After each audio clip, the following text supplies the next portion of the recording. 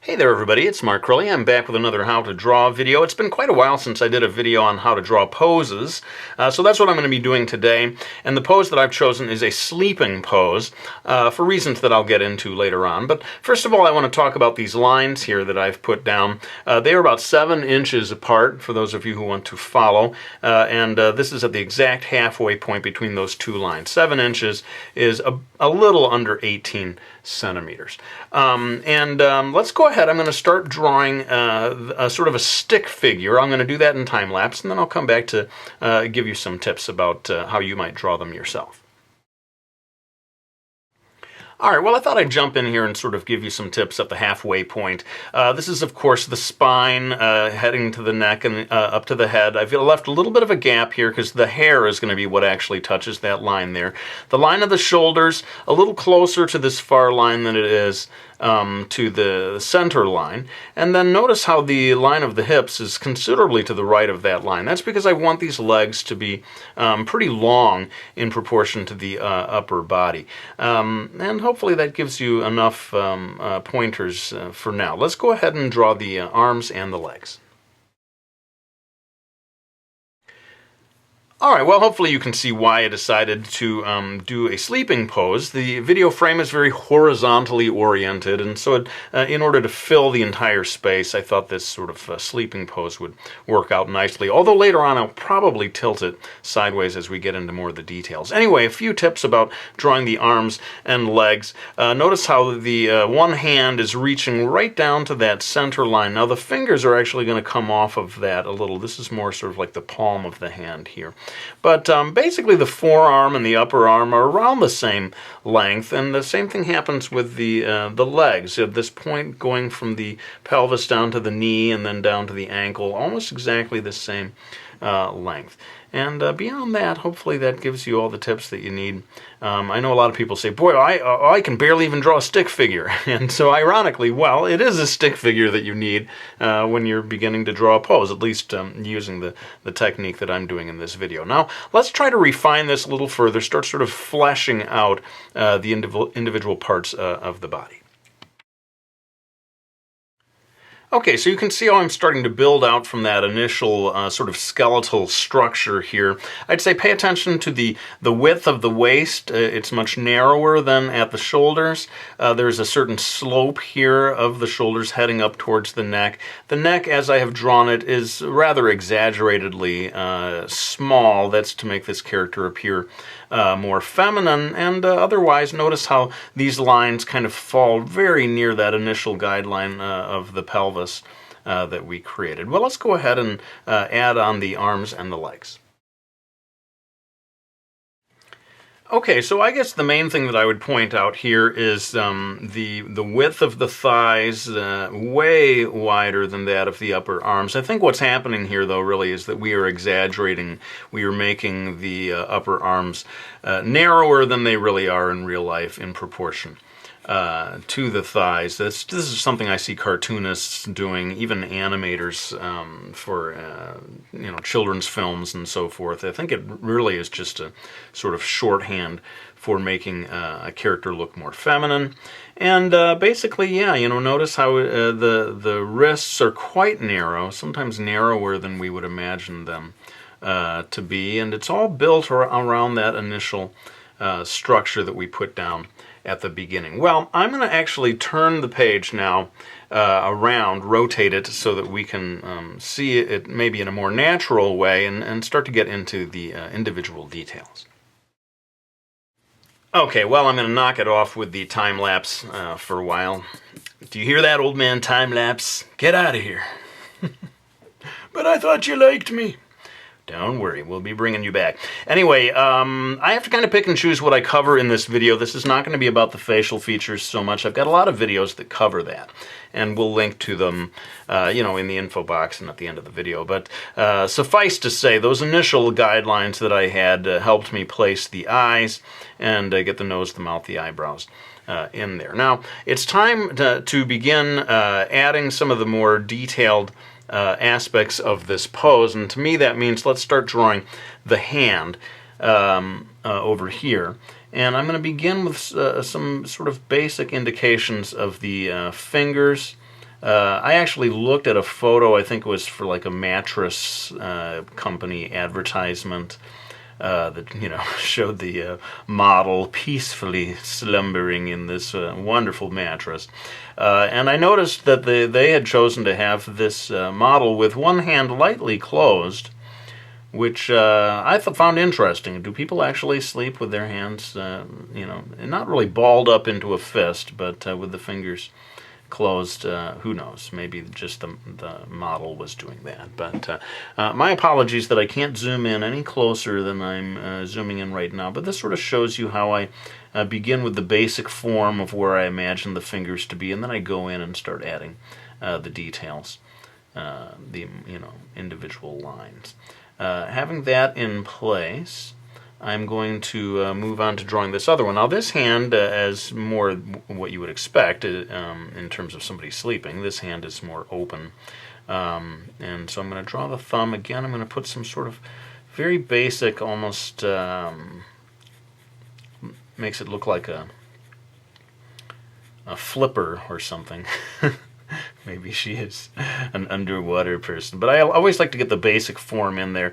Then I can go in and start dividing it into, you know, the pointer finger, the other fingers down to the pinky. Again, sadly can't make this a video about how to draw hands, although I've got a lot of those. But anyway, having shown you the pose, this gives you at least a sense of how large the hand is in proportion to the rest of the body.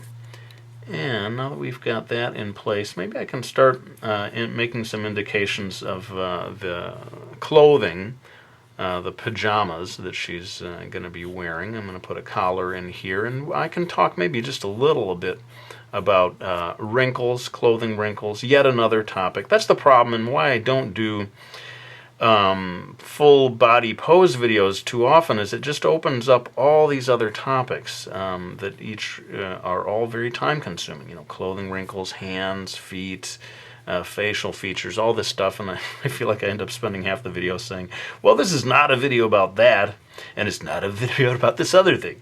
And people are, well, what is it a video about? Well, it's mainly about the pose and figuring out how to build the basic body structure off of that sort of skeletal structure that I had shown you at the outset. But I think there is maybe enough time for me to talk a little bit about wrinkles, clothing wrinkles, where they tend to occur. Certainly at the elbows, you're going to see some wrinkles. I'm giving her, I guess I'll give her sort of like, what do you call this, where the sleeve does not quite reach all the way down to the wrist. There's got to be a word for it. And there's no way that I know what it is. But anyway, that's the kind of clothing I've chosen to give her. And around the waist is a very natural place to start indicating wrinkles. It's where they tend to occur in real life. And there actually will eventually be, I'm going to do wrinkles for the... like she's on a mattress, you know, so there'll be plenty of wrinkles in this video. Anyway, that probably covers that. Let me do the placement of the ear. One thing that I always want to pay attention to is the distance between the eye and the ear. Sometimes if you put the ear like way up close, that's going to be, the proportions are going to be way off. So I always focus a little bit on that distance there, get the ear a little farther back from there. And sadly, I think we're going to have to do the hair in time-lapse. Old man time-lapse. Get back in here. Because that's yet another thing that deserves a video of its own. And indeed, I have done plenty of them. Let's go ahead and do the hair in time-lapse. All right, so we've got that in place, and you can see that indeed the line of the hair touches that upper line that we had drawn in way back at the beginning of the video. And basically, I'd say, you know, when it comes to drawing poses, just pay attention to, you know, the hips, where you're going to put those in relation to the top of the head and where the feet are. Get those, you know, well above that halfway point. That helps me a lot. And then in terms of the length of the arms, they also also are sort of relating to that halfway point. So that's that line is sort of a key thing for me when I'm drawing poses. Well, let's shift the focus of the camera so that I can draw the pajama pants that she's wearing and maybe show you where some of the wrinkles go there. And then, of course, we also have to draw the feet. All right, so I'll go ahead and draw the one of the feet first, this one much more visible than the other.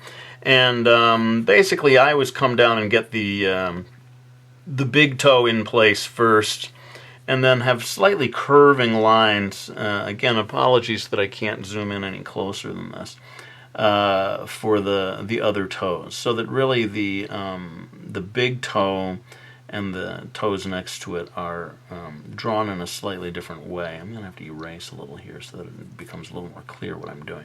So yeah, here's the big toe, which is pointing up just a little, and then the other lines of these curving smaller toes.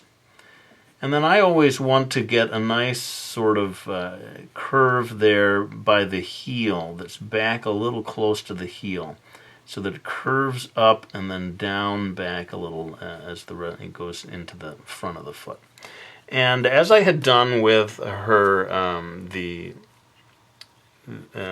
elbows, the clothing near the elbows, I'm going to do kind of the same thing here with these pajama pants and have them be cut off. Are they called capri pants? I think someone taught me that. My viewers are always teaching me the words for things that I never seem to know.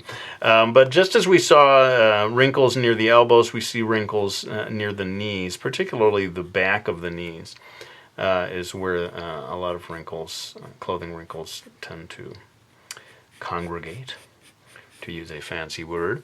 And again, I'm doing this sort of capri pants over here. I don't know if it's accurate to have this little cut there.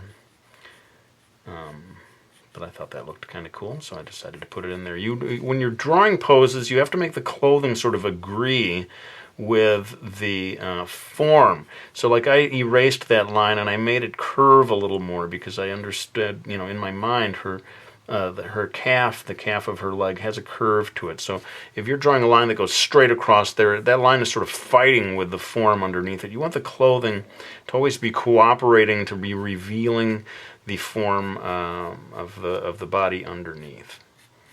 And I suppose you're going to get some wrinkles coming across the thigh here. Although you're always wanting to not go overboard with that kind of stuff. So anyway, I think maybe we've got the basics. Oh wait, the other foot. We got to get the other foot in here. And I imagine that this foot is a little bit tilted so that we see the underside. So again, I'm going to get the big toe in there first, and then get the smaller. This little piggy went to market. Toes down here. And doing that same thing that I taught you about, getting the heel, getting a little bit of an indentation on the sole of the foot that's near the heel. Always helps me to make my foot more foot-like, more footish. And that, my friends, is the basics of drawing a pose using guidelines. Now, I'm going to go ahead and pull out my trusty black Prismacolor, do some of the final line work, and then I suppose I'll come back and do real-time a little bit that's more related to the shading. But let's go ahead and get the final lines in, and we'll be back real soon.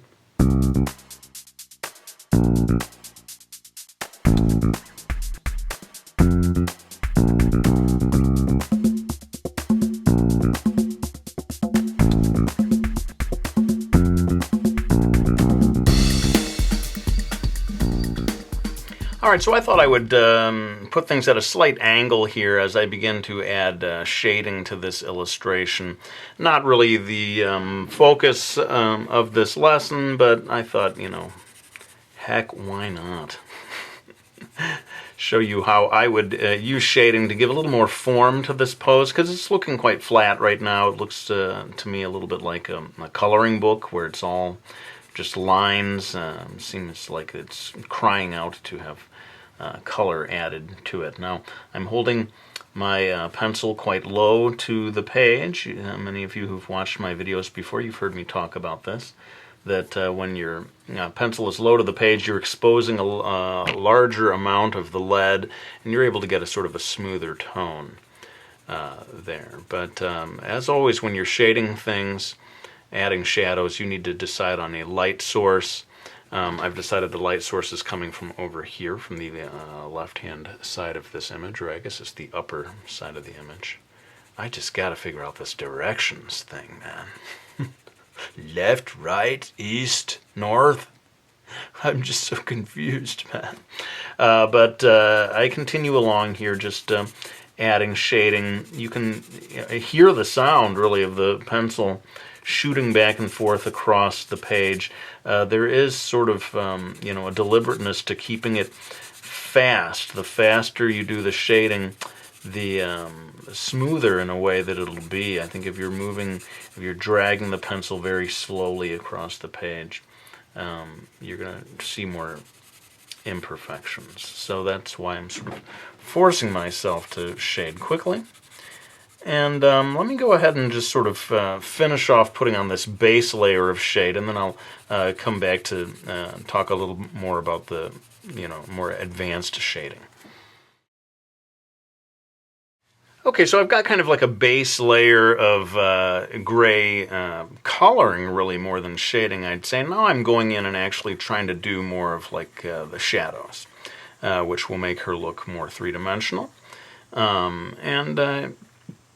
Although I can't really make this a video about shading, I do feel like, it's useful to see how adding shading gives the pose so much more three-dimensionality than if you choose not to add shading. Not to say that you always have to, but I certainly like to give most of my drawings a look of three-dimensionality. And that's why I'm going in here. And again, understanding where the light source is coming from is really the key to understanding where all these shadows are going to go. And basically, I am reaching the end of this video, sort of running out of things to say about this. I hope that you have found this useful. Let me know what you think. I mean, the basic idea here was to go with that old adage about, give someone a fish and you feed them for a day. But teach them how to fish, and you feed them for a lifetime. Rather than teach you one particular pose and make it all about that, I wanted to show you how to sort of construct the human body from this sort of skeletal, super simple structure, and by way of fleshing it out, construct a variety of poses. Hopefully you'll be able to extrapolate from this how you might use this technique to draw any number of poses. And basically, I think that brings us towards the end of this video. In time-lapse, I'm going to go ahead and finish up the shadows here, and then come back to give you a few final words.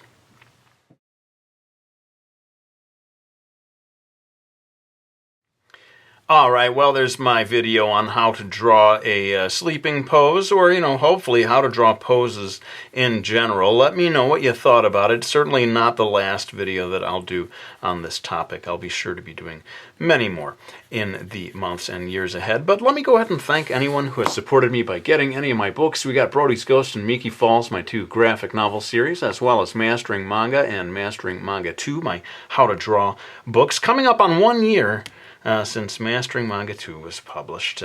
Very glad to see that book out there, finding its readers, and I guess I can't really end this video, even a sleeping pose video, without adding the blushies. Do people get the blushies while they're sleeping? Maybe someone needs to adjust the thermostat. She's like, oh, it's so hot in here. Anyway, surely it is time for me to lay down this pencil. I want to thank you all for watching this video. I hope you enjoyed it. And I'll be back with another one real soon.